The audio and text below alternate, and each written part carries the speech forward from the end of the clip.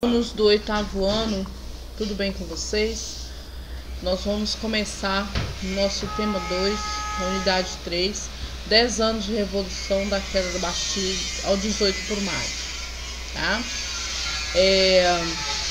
Então a França estava sofrendo com sérios problemas políticos, sociais, econômicos. As pessoas estavam passando fome, tendo até que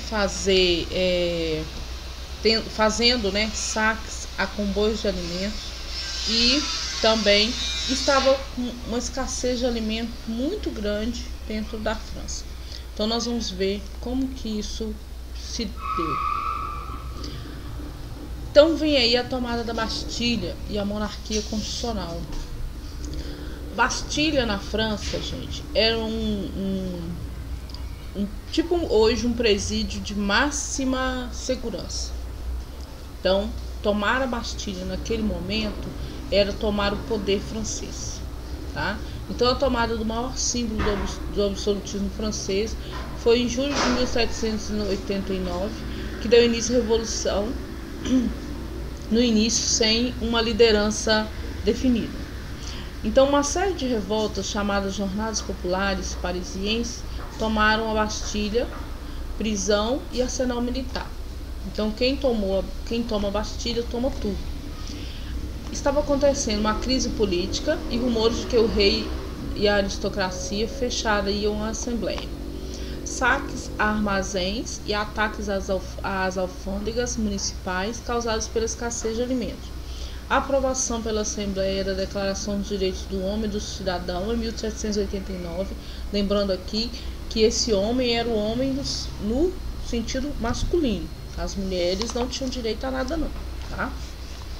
Que estabeleceu a igualdade de todos os homens perante a lei e o direito à liberdade, à crença religiosa, à propriedade, à segurança e à resistência.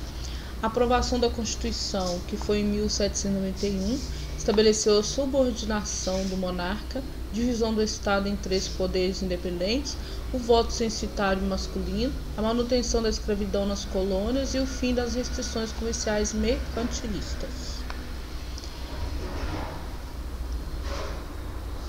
Aí veio a proclamação da República.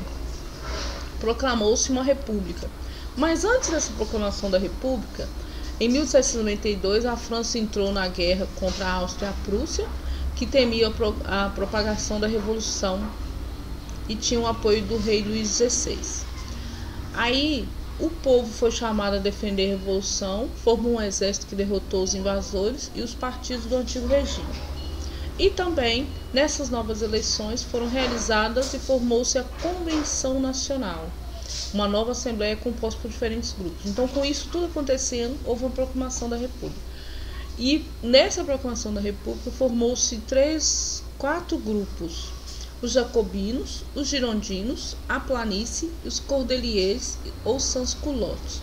Os jacobinos era pequena e média burguesia, pequena burguesia e classe média. Os girondinos era a grande burguesia comercial e os nobres liberais, e na planície tendiam as posições políticas do centro. E os cordeliers e sans-culottes eram grupos urbanos que defendiam mudanças sociais mais radicais. Os sans-culottes eram chamados assim porque todos os nobres usavam calças até os joelhos, o resto eles colocavam uma meia e o sapato, né? Se a gente vê pinturas, filmes retratando essa época, a gente vai ver essa vestimenta. Só que os sans-culottes usavam calças compridas com riscas, então por isso eles eram chamados de sans-culottes, tá? Ou cordeliers. E aí veio então a radicalização da Revolução. Então, por pressão dos jacobinos e da população, Luís XVI e Maria Antonieta foram acusados de traição e guilhotinados em 1793. Porque o rei, quando ele viu que o negócio estava pegando pro lado dele, ele então fugiu e deixou o povo a sua própria sorte. E aí então ele acabou sendo acusado de traição. Países defensores do antigo regime reagiram à execução e formaram uma coligação para derrotar a França. A convenção criou o Comitê de Salvação Pública, responsável pela segurança da França, que reorganizou o exército e derrotou a coligação. Aí houve a influência de jacobinos como Robespierre e cresceu, e as principais lideranças girondinas e opositores foram presos e executados. E no período do terror, o Tribunal Revolucionário julgou acusados de traição de todos os grupos que foram presos ou guilhotinados. Por outro lado, os jacobinos distribuíram terras aos nobres, aboliram a escravidão e estabeleceram o ensino primário público, concretizando o ideal de liberdade e igualdade perante a lei. Então, esse é o assunto do nosso tema 2, 10 anos de Revolução da Queda da Bastilha ao 18 Brumário. Brumário aqui porque era o nome dado ao calendário francês, tá, gente? Cada um tinha um nome diferente, então por isso 18 Brumário. E aí, vocês estudem e façam as atividades propostas que estão no seu roteiro. Até a próxima.